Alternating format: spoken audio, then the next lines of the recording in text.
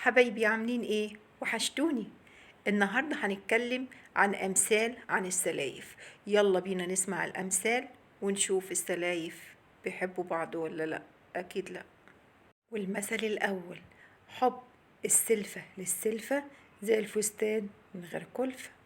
يعني الراجل يتجوز ستتين يقعدوا حلوين مع بعض، أما السلفتين ما يتقوش بعض.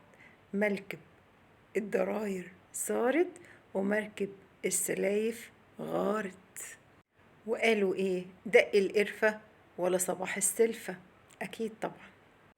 عقربتين على الحيط ولا سلفتين في البيت هيولعوا البيت نار.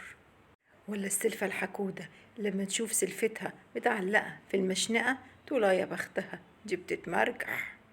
قال كنا وكانوا وبمواقف بسيطة بانوا. وفي السلفة الحربوقة اللي تحب تاخد وما بتديش، دي ابعدي عنها. أما بقى عن السلفة الفاسدة اللي ما بتبقاش في بقها فولة، كل حاجة بتحكي عنها، دي اوعي تدخليها بيتك عشان تنقل كل أسرارك لحماتك، خدي بالك. أما السلفة الغيورة الحبلة ومرضعة وعلى كتفها 4 وطالعة على الجبل تجيب دواء للحبل، غيورة. واوعي جوزك يقولك يا عورة عشان الناس هتلعب بيكي الكورة. خلي جوزك يقولك يا هانم عشان حماتك وسلفتك يعملولك حساب وانتي طالعة على السلالم. واوعي توافقي تتجوزي ببيت عيلة عشان هيشربوكي المر كل ليلة. والسلفة اللي بتقعد تتفشخر بأكلها، المثل بيقولك لما تطبخ العمشة مهما يحصل جوزها هيتعشى، بيتعشى وخلاص. وانتي وبختك، يا السلفة تبقى رزية يا إما ربنا بعتها لك هدية.